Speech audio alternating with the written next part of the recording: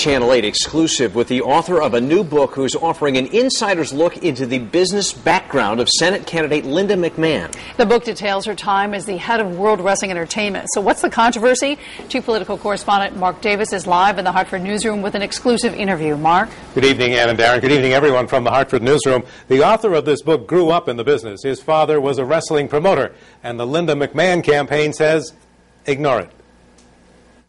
I'm Linda McMahon. I approve this message because it's time for something different. Former WWE CEO Linda McMahon has surged to the top among Republicans in the most recent public opinion poll, with a nearly non-stop advertising campaign and extensively reaching out to party activists.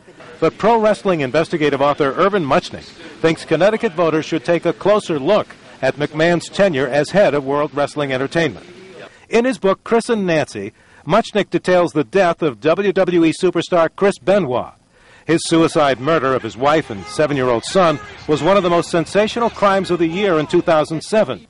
Benoit was one of over 20 wrestling ring stars who died that year before their 50th birthday.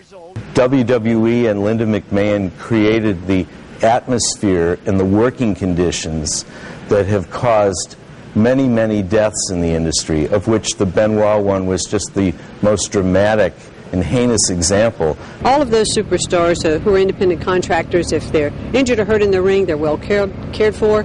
There's a health and wellness policy in place. WWE has what they call a wellness policy, and it's a joke.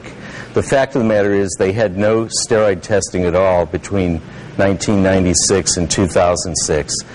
And that, Muchnick says, combined with brain trauma from undiagnosed frequent concussions, may have contributed to many of the deaths.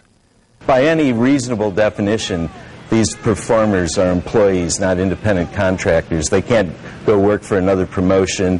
They're totally controlled schedule-wise and otherwise by WWE, and they should be better taken care of by WWE. A spokesman for the McMahon campaign told me this afternoon that they have decided to ignore Mr. Muchnick, that voters are more interested in her plans to help the economy.